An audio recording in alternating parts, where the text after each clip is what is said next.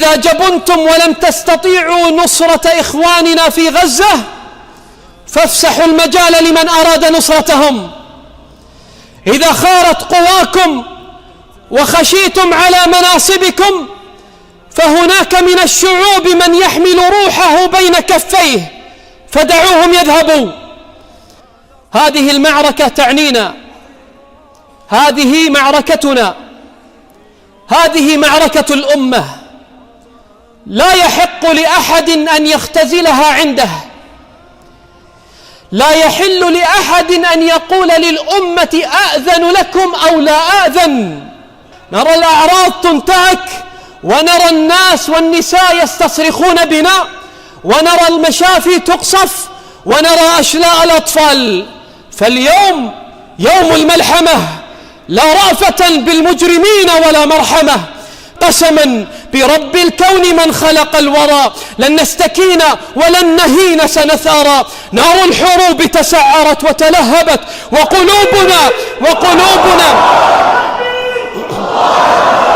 نار الحروب تسعرت وتلهبت وقلوبنا من غيظها تتسعر. دول النفاق تجمعت في حربنا ولسانهم نحن القوى لن نقهر. قد اجمعوا بسلاحهم وعتادهم من كل فج كافرا متجبرا. قتلوا النساء ولم يراعوا حرمة، قتلوا الصغار وهذا أمر منكر. يا أمة المليار، يا أمة المليار كم صاحت بنا أخت لنا من بينهم تستنصر. هاتوا سلاحي لا بيانات ولا خطب ستجدي عند قوم كبرا. قوموا إلى جنات عدن إنها قد فتحت وتزينت بالعنبرا. أو ما عقلتم آية ربي منزلا من باع نفسا للإله قد اشترى. نحن الذين بايعنا محمدا على الجهاد فوق حبات الثرى. بعنا النفوس، نحن الذين بايعنا محمدا على الجهاد فوق حبات الثرى.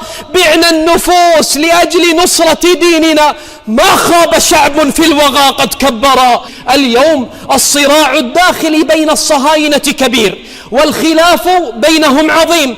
تحسبهم جميعا وقلوبهم شتى. ها هي جثث قتلاهم تملأ الطرقات، ها هم جرحاهم يبكون كالنساء، ها هم جنودهم يتخبطون كالبهائم.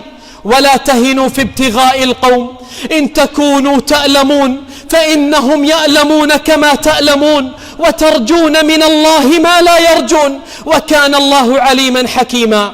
الواجب اليوم على كل قادر من أهل فلسطين خاصة أن ينفر للجهاد في سبيل الله ويدفع العدو الصائل. الواجب على كل مسلم خارج فلسطين أن ينصر إخوانه بما يستطيع، وأن يخذل عنهم ولا يخذلهم. ينصرهم بنفسه، فإن لم يستطع بماله، فإن لم يستطع فبلسانه، فإن لم يستطع فبقلمه وبيانه، فإن لم يستطع فبدعائه وحمل القضية. ولا تستصغروا المظاهرات، فهي رسائل للدول الكبرى المجرمة وللدول المتخاذلة المسلمة أن الشعوب عزيزة لا ترضى الهوان.